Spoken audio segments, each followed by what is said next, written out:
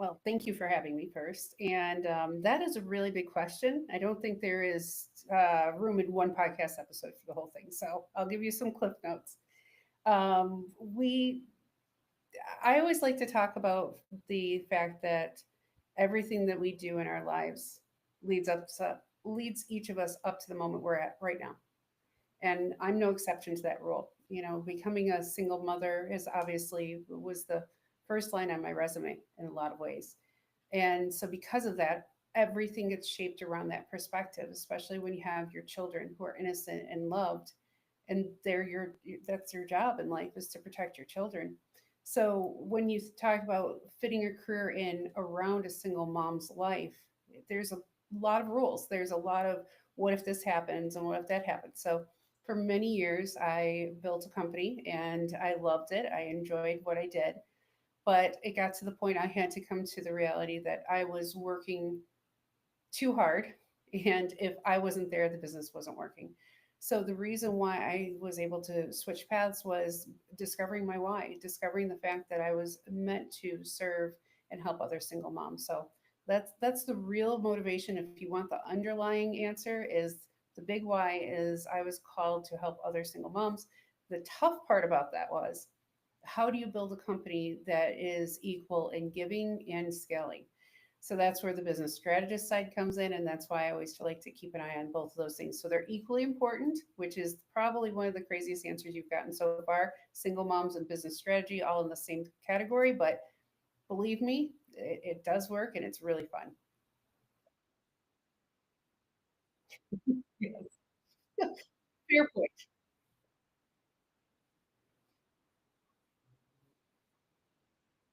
Mhm.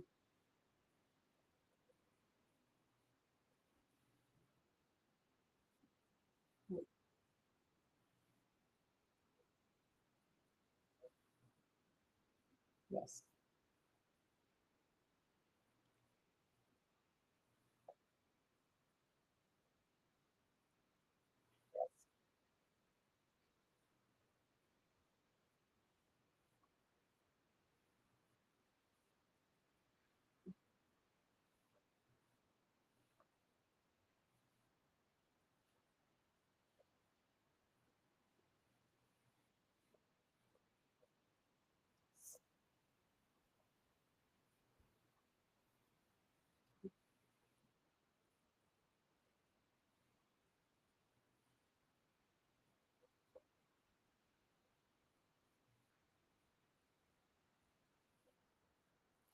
Um, I will tell you very honestly, even the worst parts, and I talk about it in the book that's coming up a lot more in detail, but we all have that defining moment. I call it the zero event. I happen to have two, I would say, back to back. One was the actual event of coming out of a very, very horrible situation with a marriage that lasted 6 weeks. And then I went really into a time period where I really kind of pulled everything to the center and went, okay, if it is an extra, it needs to go right now. Only the important stuff, healing, making sure my children are okay. That was my priority. And I mean, going to a therapist, everything. I was like, okay, if I'm not allowing any of the outside stuff, all of the stuff that's actually revolving around me has to be pure, innocent, good. And I went full force into that. But I also knew it was going to take time. And in that space, in the quiet, that's when I was really able to heal and also to have those really tough conversations with myself.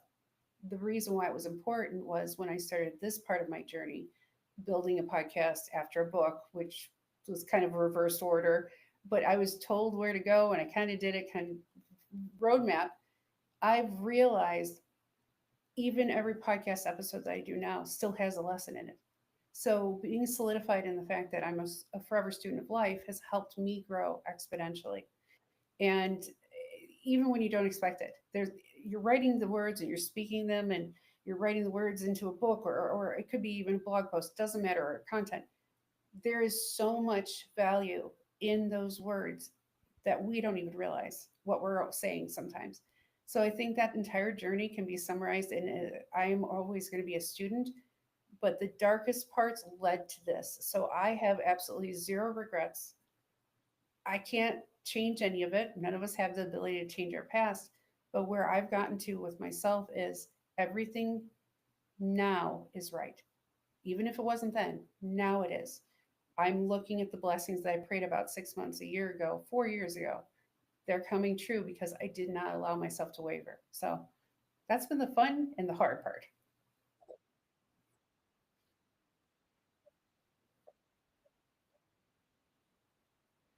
6 weeks. It was a 6 weeks, 6 week marriage.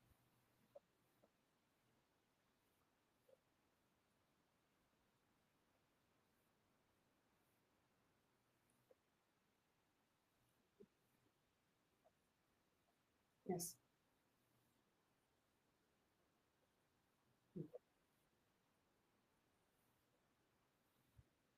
Yes.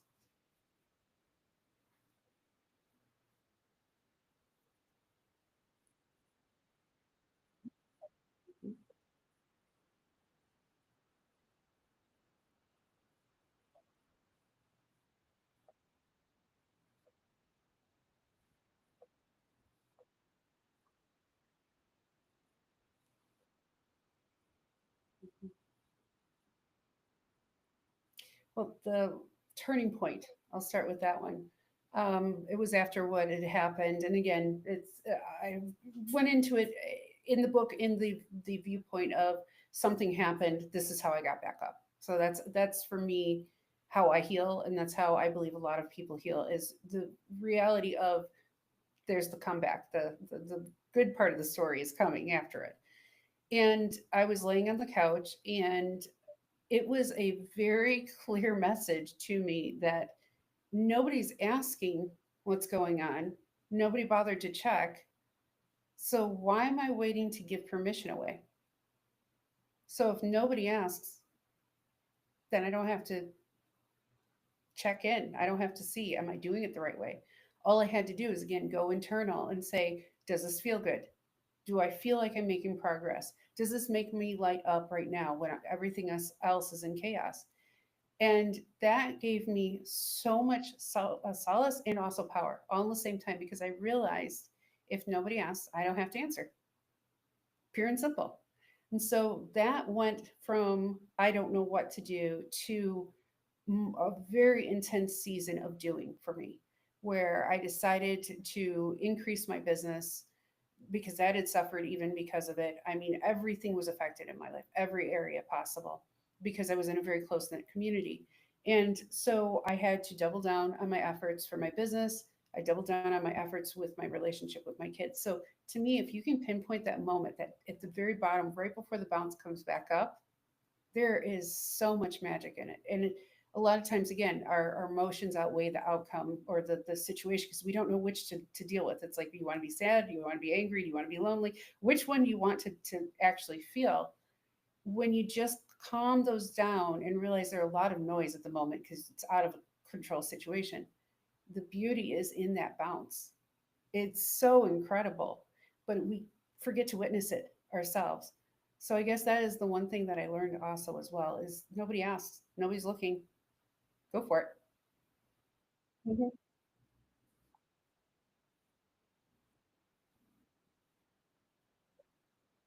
mhm, mhm,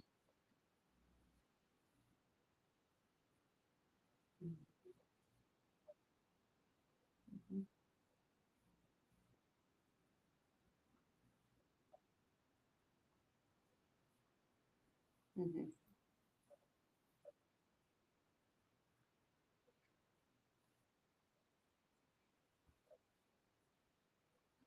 mhm,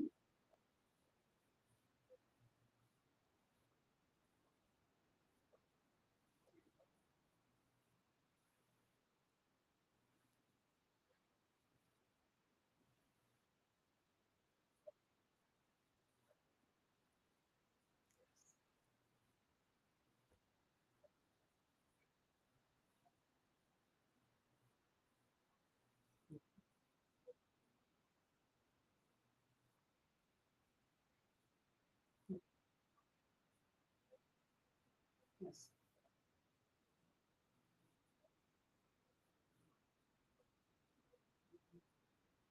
Mhm.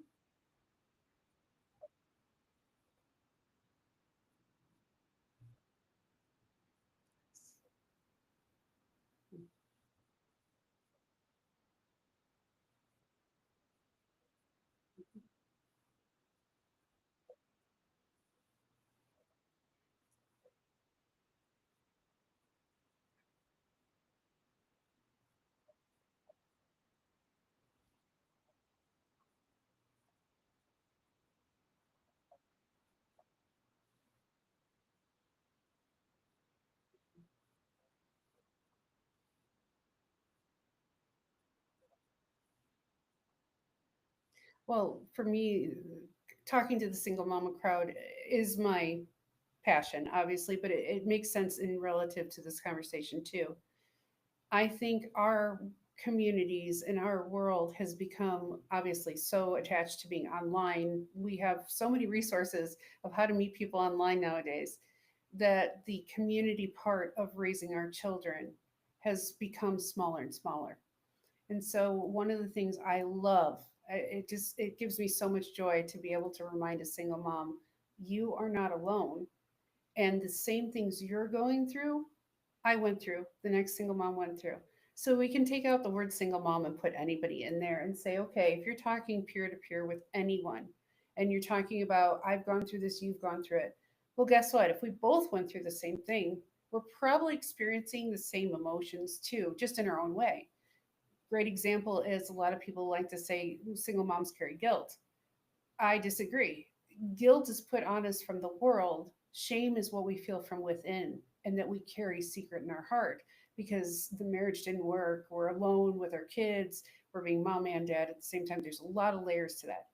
But if you can get to the root of the fact that you are not being told to carry the shame, you just haven't been told you don't have to carry it.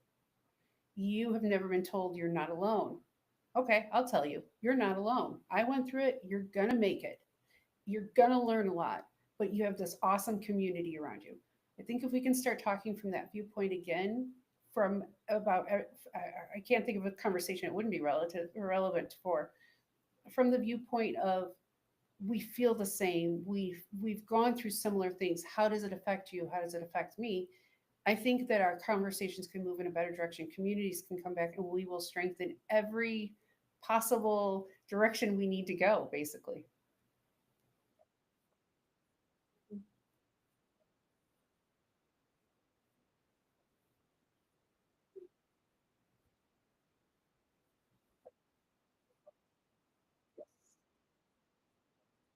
Yes.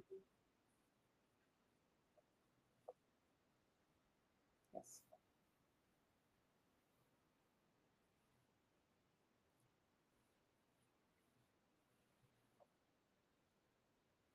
Mhm.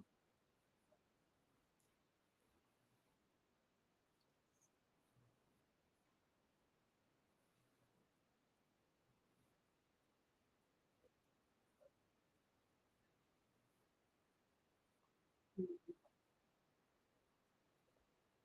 Yes.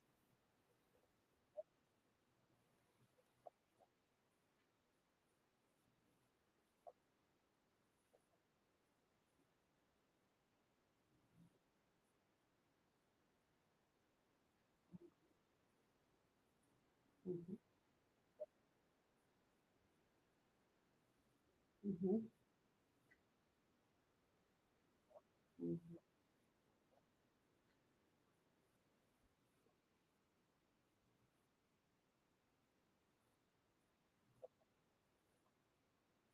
Yeah. Yeah.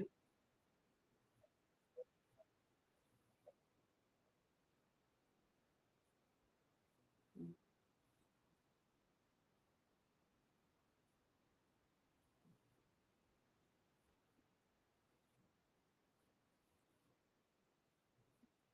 Mhm.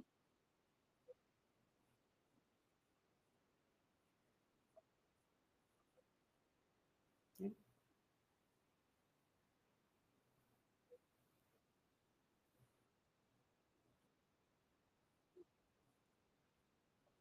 Thank you.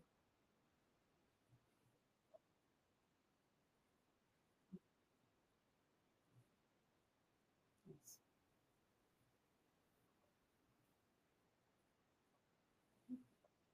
Mhm.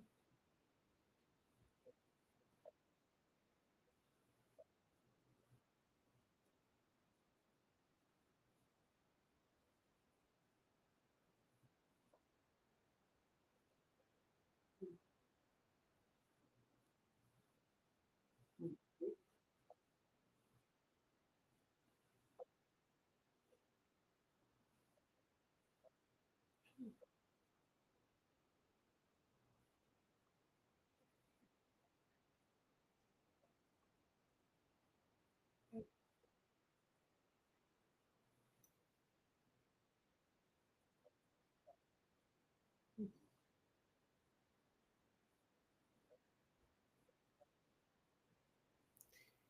Well, just like anybody that has been through a trauma and trying to figure it out, right?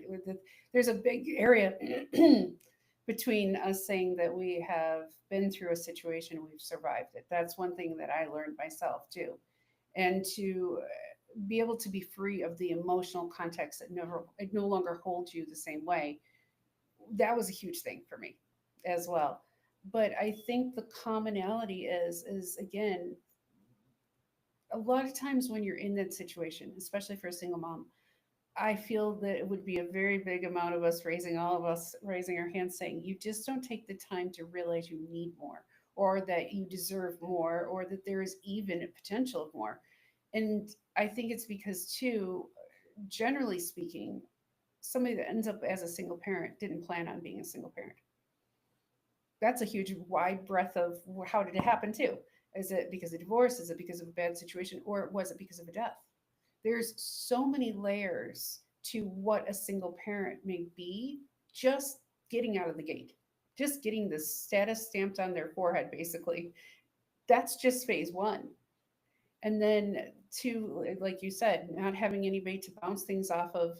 I talked about it recently in one of the podcast episodes that what do you do at 2 o'clock in the morning when your brain doesn't shut off? You have bills due, you don't know what to do. You send a ranting text to your best friend knowing she won't get it until the morning, anyways. What do you do right then and there? How do you get out of your stress cycle to the point you let yourself rest? Because it's not going to get solved at 2 o'clock in the morning. So, again, learning how to parent yourself in those situations is a very big key for anybody that's a veteran, that's gone through stress, emotional stress, physical, I don't care what it is. Being able to say, hey, it's going to be okay. I don't know how today. Or my favorite one that I used to always say, and I still do sometimes, and it's so silly. I'll ask myself, "What you gonna do? Quit?" And I wait about 2 seconds. I go, roll my eyes towards myself, and go, "No," and I get back up because it's my ultimate like litmus test for myself. Like, well, you have two choices: forwards or backwards. That's pretty much what I had to do for years as a single parent. Just go, okay, what are you gonna do today? Quit? Well, there's no alternative, so you better get up and just keep pushing yourself through it. You become your best coach. Mm, oh, yeah. Yeah. It was my own little, like, 2-second version of "get up," but I would ask myself, it's almost like a mind game, "What you gonna do?" "Nothing." You know, it's because at the end of the day, when we're in those situations where we have to dig in deep, we're gonna do it because we have to. Mhm,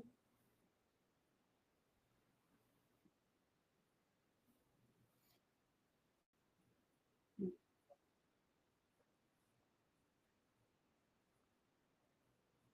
mhm,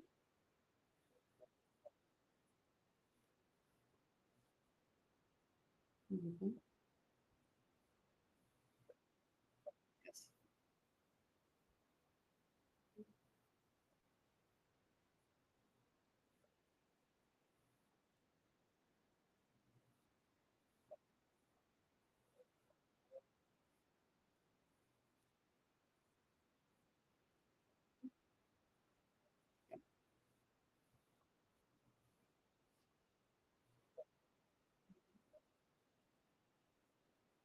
And I would even add to that something that I try to be conscious of is, am I being reactive or proactive? And I feel like that was something that I really strive for years as a single mom. Every activity in the day, did I plan for it? Not to the point of obsession, but am I conscious of it? Was I prepared for it? Could it have gone better? What could I do better next time? Kind of deal. Like taking each moment, every activity in the day and saying, I could have been better prepared for that. Instead of waiting to figure out lunch, could have taken it with me. You know, it could be something as simple as that. But just looking at your day as your own assessment and say, okay, was I proactive, or was I reactive in any position that I had to take today? Okay, that one's on my radar for the next time. And it's just those little incremental changes, as you and I are talking about, that lead up to a major change and a major new update in our lives that we've been looking for. Hmm.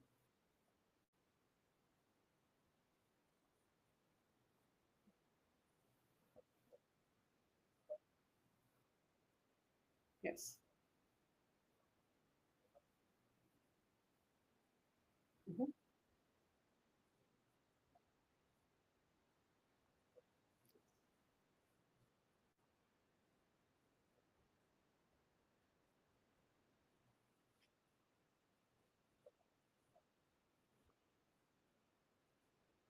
Mhm.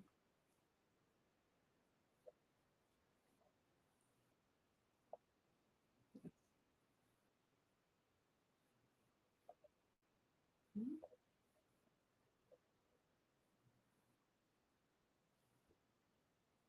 Yes.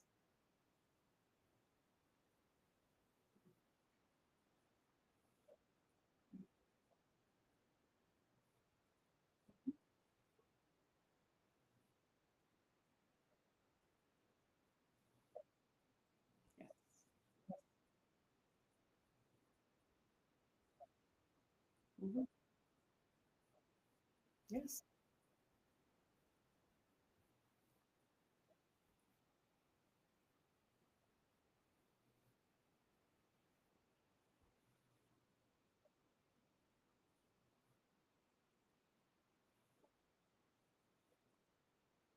Mhm.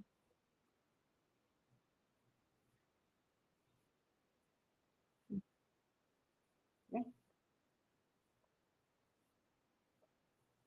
One of the things that I'm very grateful for that I was raised with, and it's also something I bring up quite often when I go to write, is are you aware of it? And I know that sounds like it's such a silly, simple question, but when you were just talking about either showing up as a victim or not, I love to challenge myself, especially because, again, we can't talk to others about what they're doing unless we're aware of our own things and willing to be aware. And that is the first question is, are we aware of this? Because a lot of time it's unconscious bias and unconscious actions that have led us into a cycle. So that's one of the things I'm very, very particular about it in 2025 is becoming balanced in the fact of do I do things unconsciously or consciously as well. Hmm. Exactly. Yep. Yes.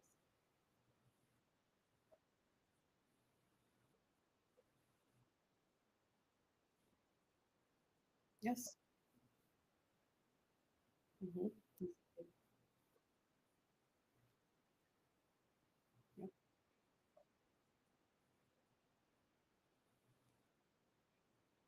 Hmm. Yep.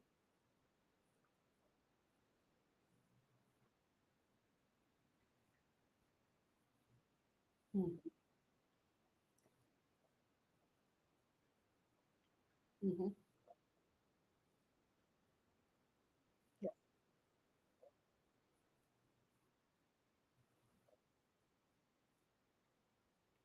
Yes.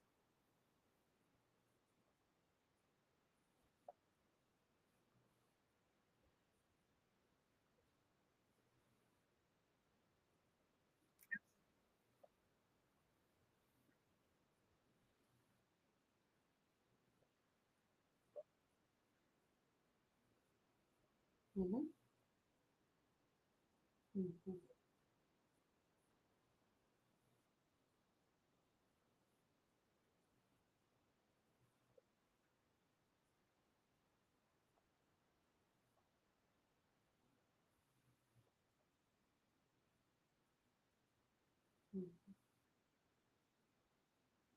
Yes.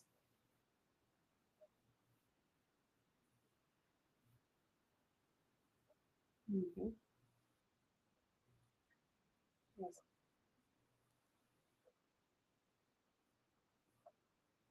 Absolutely. I think it was Sigmund Freud, if I remember correctly, and if I'm wrong, I hope somebody tells me, but that he was the one that compared our subconscious to an iceberg versus our conscious.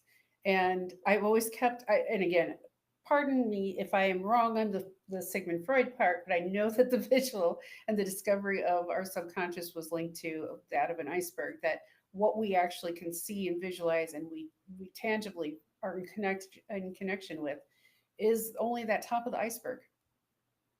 So we only have to control that part, in ways and theories. It's like that is our command center. The rest of it trickles down and becomes a lot with a lot more depth and detail.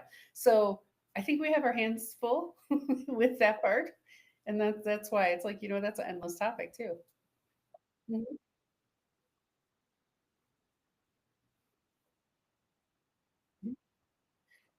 Okay, fair point. Okay, fair.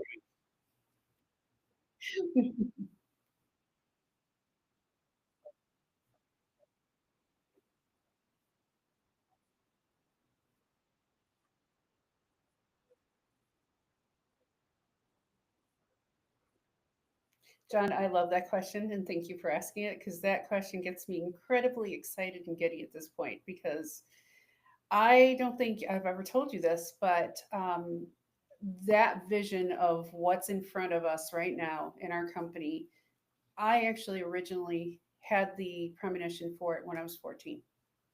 There's like I literally was a sick kid at the point with a medical issue, and I laid on the couch with a notebook, and one day it just came to me, and I drew it out, and I never forgot that. And then it came back up a couple years ago, so I'll explain it in detail. Our end goal is first of all this year itself, going further in the year. The book is coming out, and we are actually kicking off a tour, and it's called How to Use Happiness as Revenge for Single Moms, and we're inviting anybody that's nice. Let's just put it that way. Nobody's going to be excluded at all. But it's really an exercise in learning how to daydream, pretend, find joy again, even in the quiet, darkest moments, and also learning how to network again. I know it sounds crazy because we always think about business and networking, but we need to learn how to network better for our personal lives too. I find, again, community. So we're really trying to encourage that part. But the 4 to 5 year outlook is that we want to move into a physical space when it comes to helping single moms and their children, where there's a lot of programs out there that may help for a couple of years, but then there's a certain point that you just phase out of it.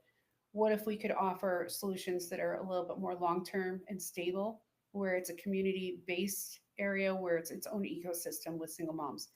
It was something I had thought about, like I said, for a very long time. And then somebody just about a year ago placed the idea back in front of me. And I started laughing. I went, I already know this plan. Okay, thank you. I got the big picture. Thank you for the reminder.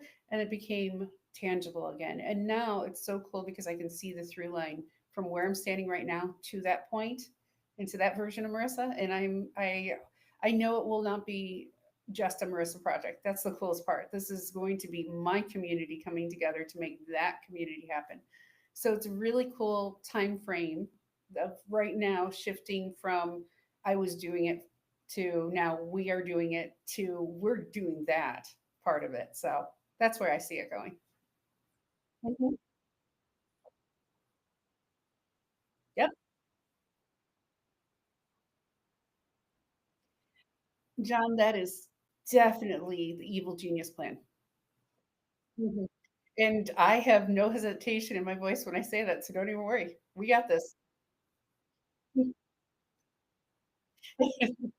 Yeah, both yourself and your beautiful wife Jennifer will never be off of that list, so don't even worry. Mhm.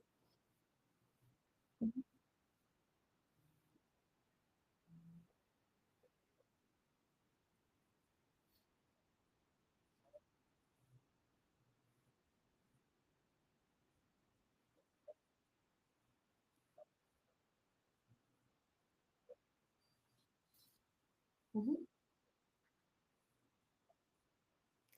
Oh, well, I love this one. I actually just spoke about it in the podcast episode that's coming out this afternoon, so it's very fresh in my mind. As you know, the podcast and the book is called Love Letters to Single Mamas. And weirdly enough, all of a sudden I'm seeing a resurgence in the vintage aspect of letters. Like they're kind of popping up. And so if you haven't seen them yet, you're going to, I promise, everywhere very soon. I encourage everybody to start writing letters to themselves. That is one of the coolest, weirdest things. It really aligns to John, your work too, and you do this in a different form within your methodology, but very similar effects. My version is be able to go find a picture of the younger version of yourself and meditate and think about what you were experiencing when that picture was taken. If you can remember the day, like mine, I used as an example a couple of days ago in one of the podcast episodes. It was a picture of me in a Snoopy hat. I was in a red shirt. I had two blonde braids, freckles on my nose. I was probably about 4.5 or so.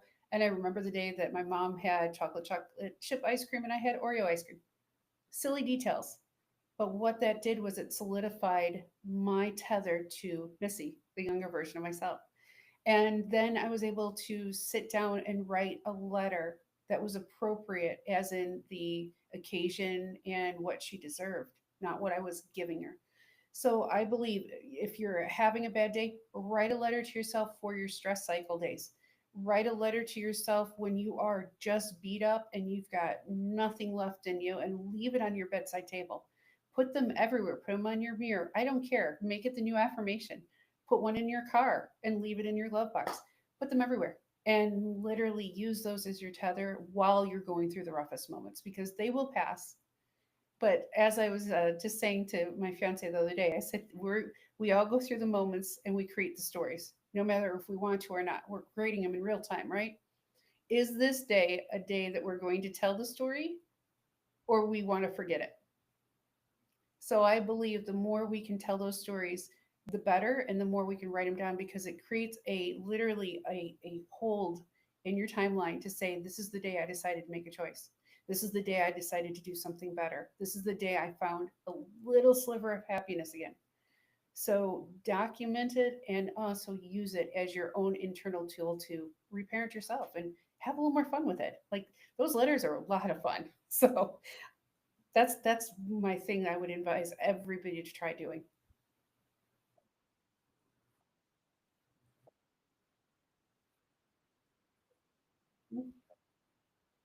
Mhm. Yes. Mhm.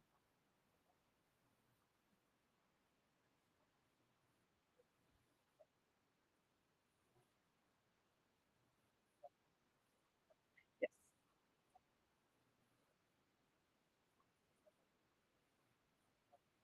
Mhm. Yes.